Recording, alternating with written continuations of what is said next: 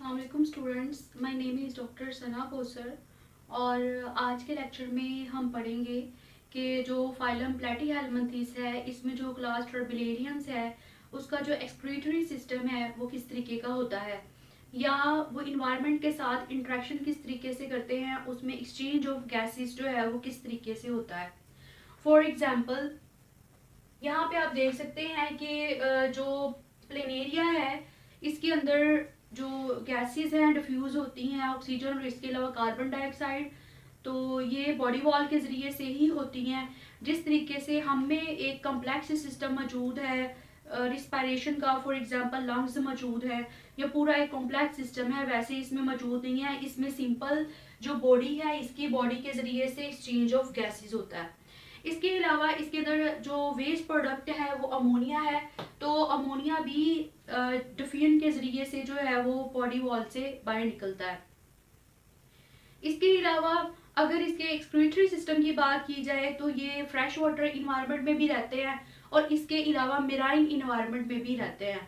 तो जो marine environment में रहते हैं, मेराइन का मतलब ये है कि जो सॉल्टी वाटर में रहते हैं उसमें ये होता है कि सम टाइम उधर ऑस्मोटिक एक्विलिब्रियम होता है।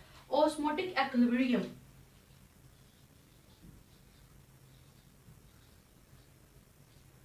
अब जो ऑस्मोटिक एक्विलिब्रियम क्या है, ऑस्मोटिक एक्विलिब्रियम का मतलब ये होता है कि उसके अंदर जो बाहर का इन्वायरमेंट है और अंदर का जो इन्वायरमेंट है, इन दोनों इन्वायरमेंट्स के अंदर जो कंसंट्रेशन होती है सल्यूट की और सॉल्वेंट की वो बिल्कुल सेम ही होती है। इसी वजह से इसे जो है ये कहते हैं कि ये ऑस्मोटिक एक्विलिब्रियम में है इन मेराइन इन्वायरमेंट। लेकिन सम टाइम जब ये फ्रेश इन्वायरमेंट में रहते हैं, जो प्लेनेरिया फ्रेश इन्वायरमेंट में रहते हैं, तो फ्रेश इन्वायरमेंट के अंदर ये अपना जो फिनोमिना शो करते हैं। हाइपरटोनिक का मतलब ये हाइपर जहां पे भी वर्ड आ जाए इसका मतलब है ज्यादा।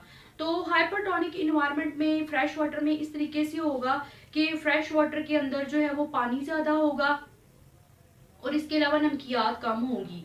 तो इनका जो अपना इंटरनल सिस्टम है, अपने इंटरनल सिस्टम के अंदर इनमें नमकियात ज़्यादा होंगी और पानी कम होगा। अब इन नमकियात को या इस ओस्मोटिक बैलेंस को इक्वलाइज करने के लिए इसके अंदर एक ख़ास किस्म का सिस्टम होता है जिसे कहते हैं प्रोटोनेफ्रीडिया। अब जो प्रोटोनेफ्रीडिया है ये क्या है?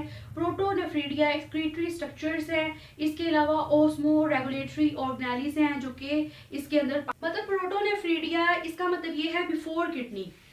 मतलब ये कि इसके अंदर प्रॉपर जो है वो किडनी नहीं होती, लेकिन किडनी का फंक्शंस परफॉर्म करने वाले जो ऑर्गेनेलिस है जैसे कि प्रोटोनेफ्रीडिया है ये मौजूद होते हैं।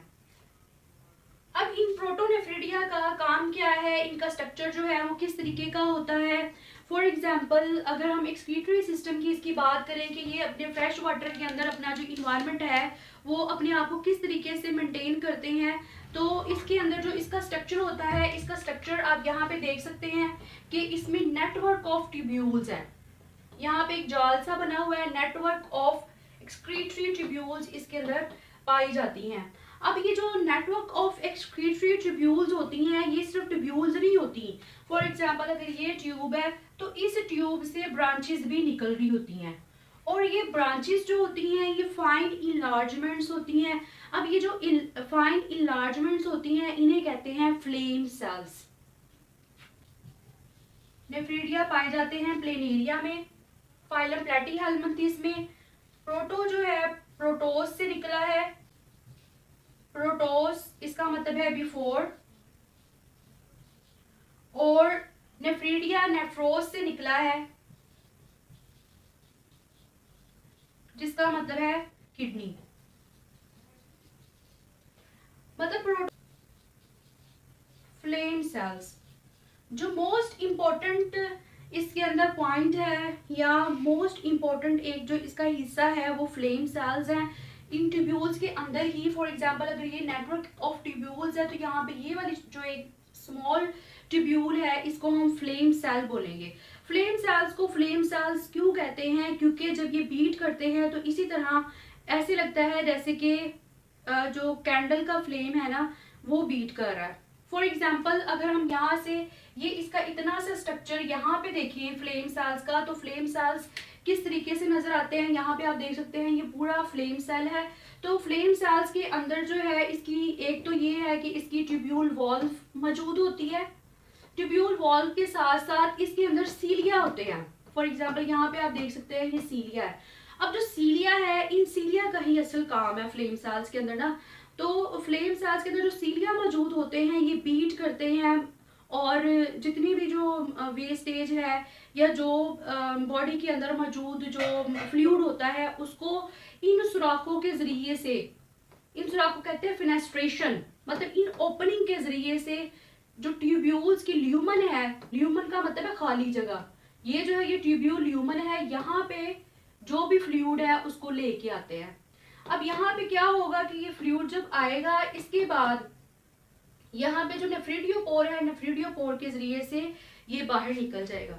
तो इस तरीके से इसके अंदर जो है वो ऑस्मो रेगुलेटरी प्रोसेस होता है, या इस तरीके से इसके अंदर जो है वो एक्सक्रीशन होती है। फॉर एग्जांपल यहाँ पे अगर ये तो इसका एक क्लोज व्यू था कि यहाँ से अगर आप इतनी ट्यूब्यूल फाइन इनलार्जमेंट को देखें तो यहाँ पे जो है वो फ्लेम सेल्स हैं, फ्लेम सीलिया जब बीट करते हैं तो ये क्या करते हैं फ्लूइड को अपने अंदर जो है वो यहाँ पे मूव करते हैं, और यहाँ पे मूव करने के बाद फिर जो नेफ्रिडियोपोर है इसके जरिए से बॉडी से बाहर निकाल देते हैं। फॉर एग्जांपल यहाँ पे जो है यहाँ से फ्लूइड आएगा इसके अंदर सुराखों के जरिए से, और उसके बाद ट्यूब्यूल के ल्यूमन में आएगा और नेफ्रिडियोपोर के जरिए से, डिफ्यूजन के जरिए से बॉडी से बाहर निकल जाएगा। तो ये इसका एक प्रोसीजर है और ये बहुत ज्यादा इंपॉर्टेंट है।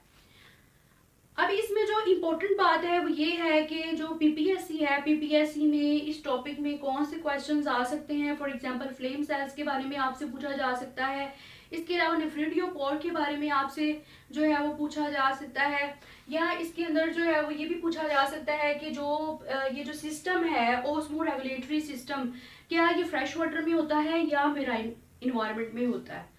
तो जब भी कोई टॉपिक आप तैयार करें तो ये देख लिया करें कि जो टॉपिक है टॉपिक के अंदर से ही कौन कौन से एमसीक्यूज हैं। चाहे आप एक पेज पढ़ें तो एक पेज के अंदर से ही आप खुद से जो है वो एमसीक्यूज बनाएं और खुद से देखें कि इसके अंदर से जो है ना वो पेपर में क्या आ सकता है। Thank you.